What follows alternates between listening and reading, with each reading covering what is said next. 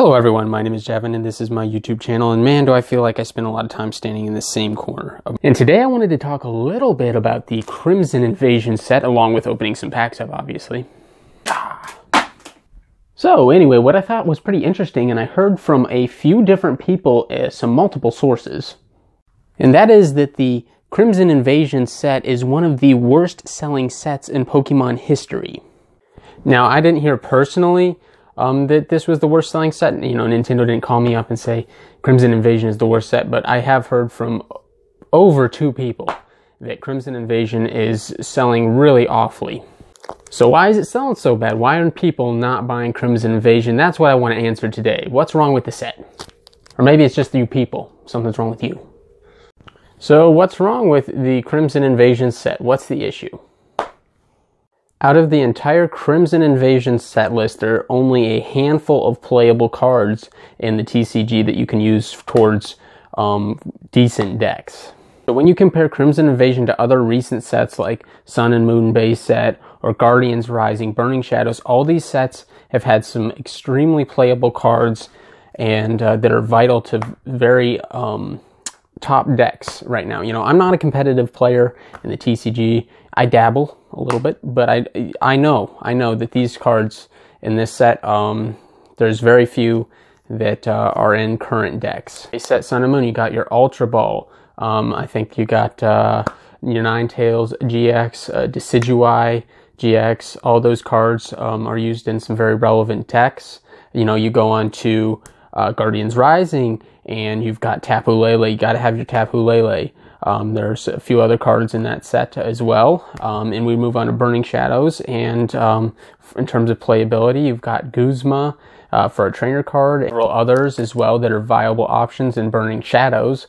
And then even Shining Legends, you know, there's not a ton of really playable, expensive cards in that set, but it's a very good set for collectors. So that's going to segue into my next section, is this set isn't for collectors either. So Shining Legends, I think, is a great example of a set that really appeals to collectors. These Shining cards are something different that haven't been, I mean, there's been Shining cards before, but not like this with the texture, for example. So I think these cards are great for collectors, but that's something that's really missing from the Crimson Invasion set. And even something like Burning Shadows had the Charizard GX Hyper Rare that everyone was looking for. They wanted that Rainbow Rare Charizard.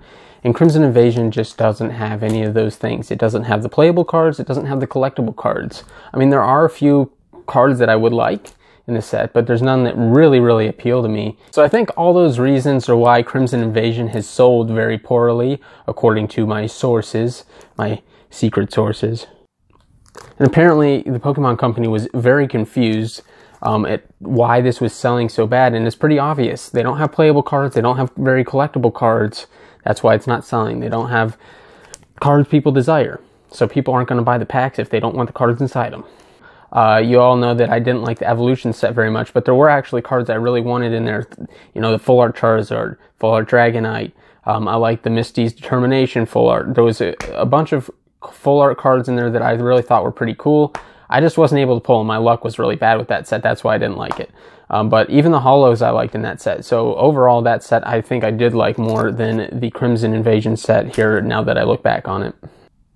Alright, well, let's take a look and see what we got inside these packs and see if there's actually anything worth our time. So let's start off with this Buzzwole pack. With Crimson Invasion, I haven't opened up very many Crimson Invasion packs, obviously, because I wasn't super interested in the set to begin with. But I was able to pull a Kartana, which was pretty cool, I guess. When the set first came out, like within the first 2 or 3 days, I think. So let's see what we can get here. Maybe we'll get something cool. I do kind of like the Full Art, I think it's the Full Art Lucamine. That's what I like. Let's see what we can get, though. Hopefully something pretty cool, even though the set doesn't have much, like I already talked about. We have a reverse, not rare. I thought that was rare. And at the end we have an Alolan Gold. We pulled a GX. There we go. Even though it's not a good GX, we did get a GX. See if we can't go 2 for 2. Probably not, because that never's happened to me in my life. But here we go. See if I can't pull something good here after bad-mouthing Crimson Invasion for a few minutes. Maybe that's what you got to do. You got to talk bad, talk dirty to your cards before opening them up. That way they give you something good in return. Maybe they like being treated poorly. Shallow Spinelby. That's why I see the people who treat their cards the worst get the best pulls. Magikarp. And at the end we have a Holo Aggron. Nice. So there you go. After bad-mouthing Crimson Invasion for a few minutes, I pulled an Alolan Golem GX and an Aggron. So that's pretty good. I have that cute little mustache. Those eyebrows. That's some attitude right there.